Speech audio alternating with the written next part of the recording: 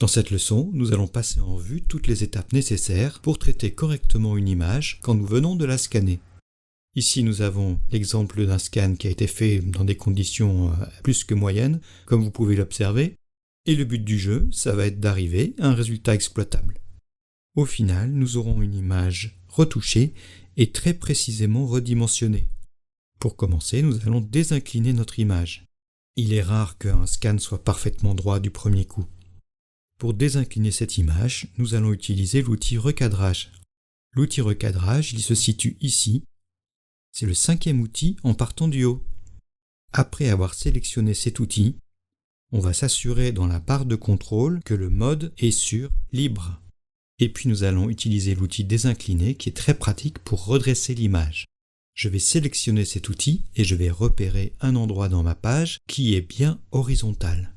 Je peux le faire également sur une verticale, il n'y a pas de problème. Je vais situer mon curseur à proximité de mon horizontale et je vais tirer un trait, voilà, bien loin de mon point de départ. Je m'efforce de faire en sorte que mon trait soit bien parallèle avec le bord de mon image. Voilà, je lâche ma souris. D'un simple clic et glisser, j'ai redressé mon image. Je vais maintenant la recadrer. Pour cela, je prends les poignets et je les place sur le bord de mon image, légèrement à l'intérieur. Il est préférable de mordre très légèrement à l'intérieur du scan plutôt que de laisser apparaître des zones blanches sur les bords de mon image. Je peux éventuellement faire différents choix de cadrage. Vous pouvez voir qu'il y a des repères qui apparaissent. Ils sont là pour vous aider à composer votre image. Ici, les repères qui apparaissent situent les tiers de notre image. Pour donner une impression de stabilité, placez des éléments intéressants sur ces axes. Il y a d'autres réglages que l'on peut faire afficher via ce menu. On peut avoir une simple grille. On a également des repères en diagonale, une composition en triangle, pourquoi pas, des repères qui situent le nombre d'or et la spirale dorée. Revenons en règle de tiers, en général c'est bien suffisant. Si je veux réinitialiser mes réglages, je vais cliquer sur ce bouton. Si j'utilise le bouton qui se trouve à sa droite, je vais sortir du mode recadrage, je vais tout annuler. Je peux également utiliser la touche Escape de mon clavier. Enfin, le bouton qui permet de valider. On peut également utiliser la touche Retour à la ligne du clavier ou la touche Enter du pavé numérique. Voilà, mon image est à présent recadrée. Cette image a été scannée avec une très haute résolution, nous allons la redimensionner. Je vais dans Images, Taille de l'image. J'observe que mon image a une résolution très élevée. Je vais descendre la résolution tout en gardant une taille raisonnable. Je vais choisir une résolution de 300 pixels par pouce. Je vais maintenant choisir 15 cm de large. Attention à bien conserver les proportions, sinon l'image risque d'être déformée. Je recommence, 300 pixels par pouce, une largeur de 15 cm. Je sais que mon image ne va pas excéder cette taille. Je clique sur OK, mon image apparaît plus petit.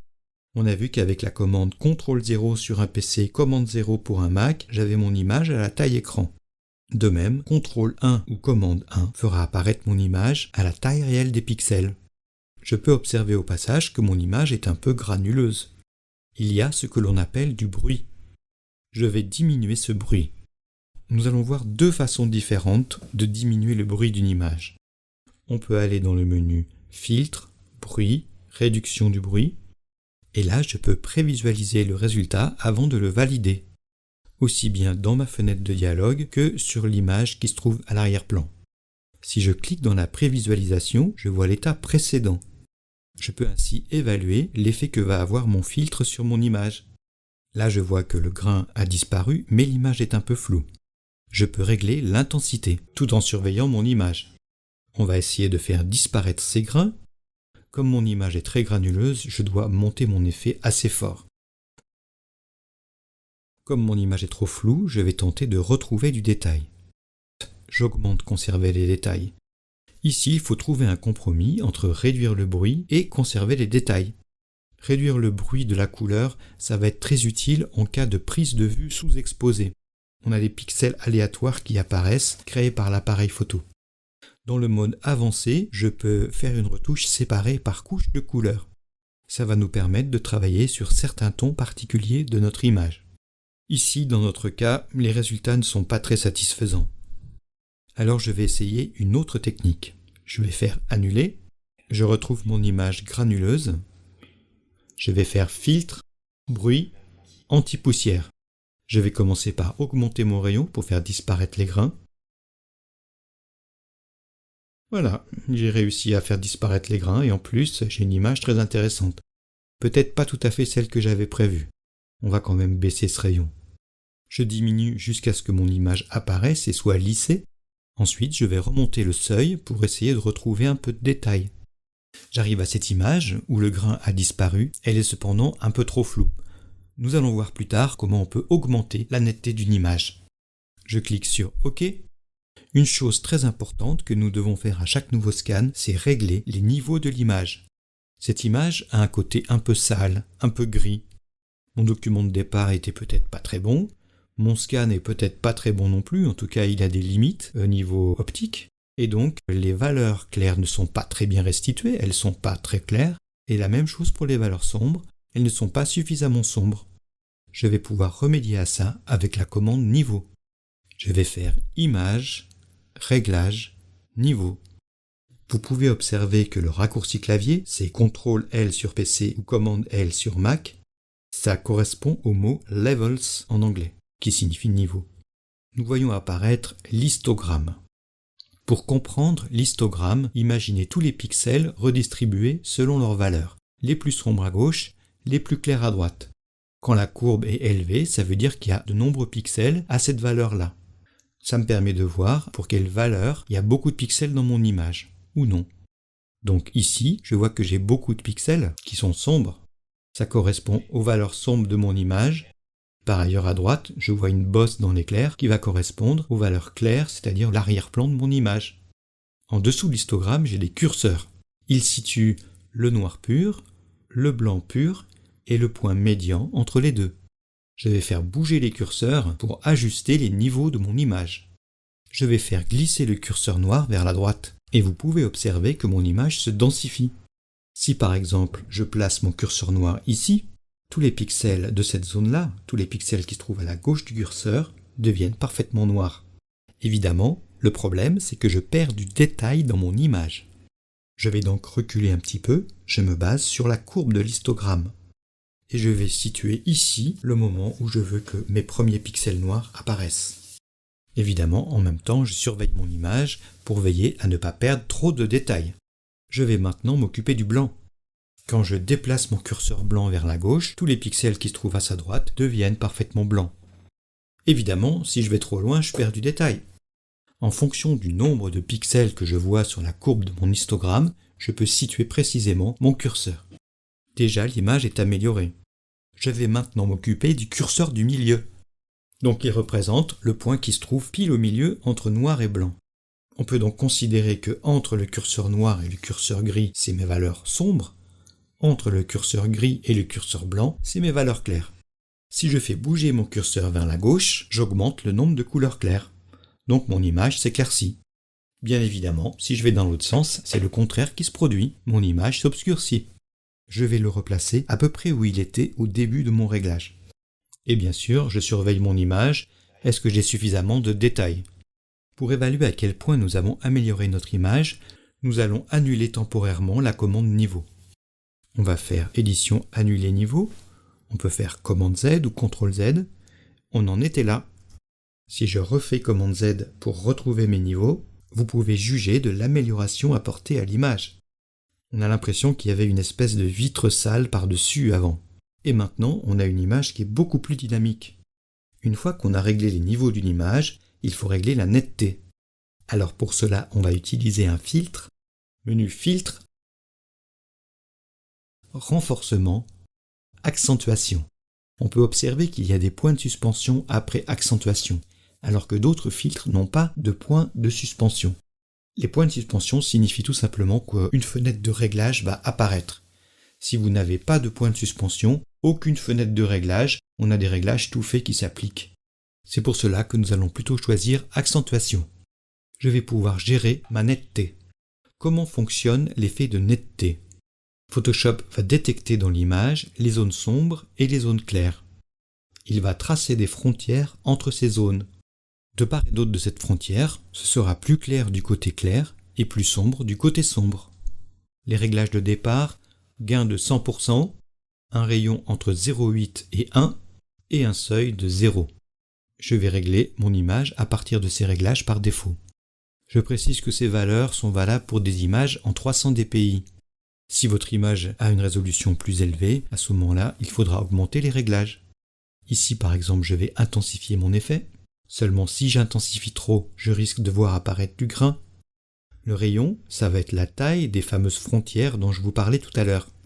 Donc si je l'augmente beaucoup, j'obtiens un effet très intéressant à défaut d'être beau. Les frontières entre le sombre et le clair sont extrêmement accentuées.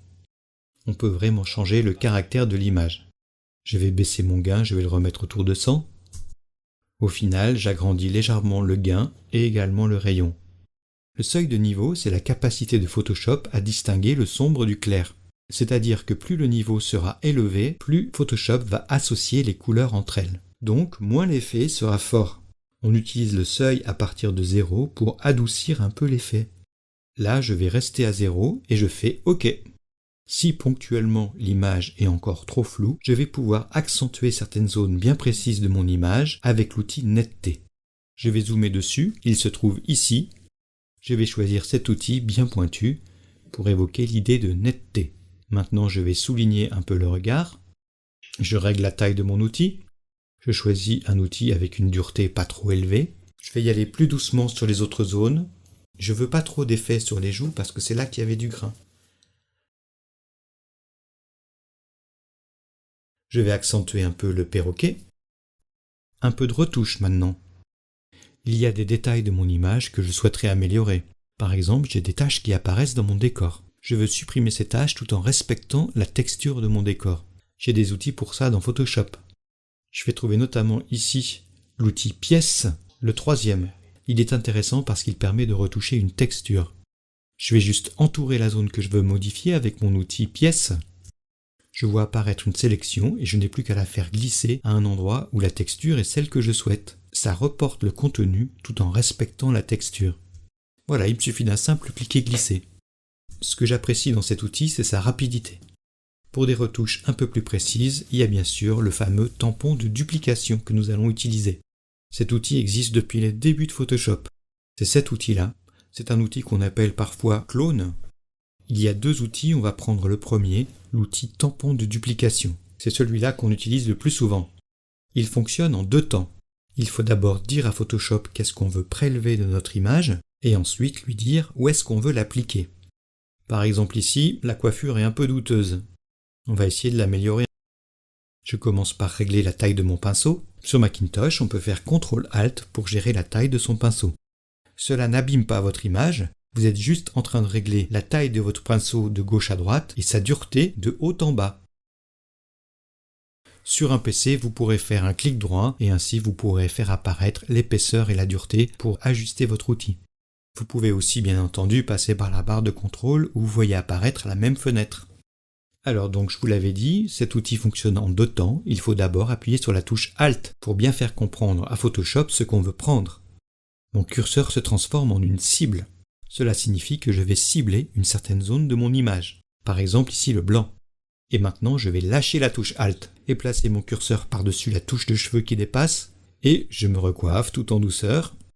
On a vu qu'on pouvait tirer des traits droits en utilisant clic plus majuscule. Et voilà que cette coupe de cheveux devient un peu plus convenable. De l'autre côté, je vais changer mon point d'origine, j'appuie de nouveau sur Alt et je cible un point bien précis. Et voilà, un vrai garçon coiffeur. Parfait. Voilà, donc ici nous avons eu un bref aperçu des retouches élémentaires d'une image. C'est pas les seules techniques qui existent bien sûr, c'est vraiment les techniques de base pour démarrer. Ah oui, il y a un petit problème, on n'arrive pas à lire le titre sur le livre, alors on va retourner l'image horizontalement. Menu Image, rotation de l'image, symétrie horizontale de la zone de travail. À présent, imaginons que je veuille utiliser cette image dans InDesign. J'ai besoin qu'elle fasse une taille très précise, disons 10 cm de large sur 8 cm de haut. Notre premier réflexe, ça va être d'aller dans le menu Images et puis Taille de l'image. Je prends une largeur de 10 cm, toujours surveiller les unités, et je tape 8 cm de haut. Mais je me rends compte que quand je tape 8 cm de haut, je ne suis plus à 10 cm de large. Ça tient au fait que Photoshop conserve les proportions pour l'instant. Alors on peut avoir la tentation de tricher un peu sur les bords. Par exemple, on peut désactiver Conserver les proportions. Et je retape ma hauteur, 8 cm. On peut cliquer sur OK. Et voilà, j'obtiens mon image. Je vais dans Image, taille de l'image. Elle fait bien 10 cm par 8 à 300 pixels par pouce. Mais mon image est déformée. C'est quand même gênant. Un deuxième choix, à mon avis meilleur, sera d'utiliser l'outil recadrage. En effet, l'outil recadrage vous permet de dimensionner votre image en même temps que vous la recadrez. Je vais faire Annuler taille de l'image ou commande Z et maintenant je vais choisir l'outil recadrage. Je prends mon outil recadrage et je vais de nouveau choisir le menu qui se trouve dans la barre de contrôle. Cette fois-ci, à la place de libre, je vais choisir taille et résolution. Je vais choisir 10, attention, piège, ne pas choisir 10 pixels parce que ça va pas être très grand. Attention aux unités, il faut bien prendre centimètres. 10 cm sur 8 cm avec une résolution de 300 pixels par pouce. Je peux faire OK. Alors maintenant, je ne suis plus libre de la proportion de mon recadrage parce que la hauteur et la largeur sont dépendantes l'une de l'autre. Je peux choisir le cadrage que je souhaite.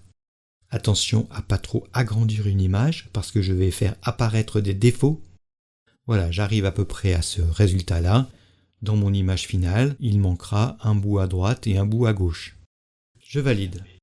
Voilà, j'obtiens une image non déformée, bien cadrée et qui a exactement les bonnes dimensions.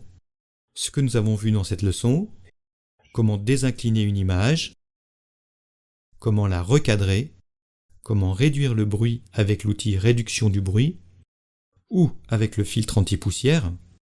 On a appris à régler les niveaux de l'image, ça c'est très important à faire à chaque fois car cela permet de redonner un peu d'énergie à une image. Et le renforcement, comment on pouvait améliorer la netteté de notre scan. On a vu des bases de retouche d'image et enfin on a appris à recadrer avec un dimensionnement précis.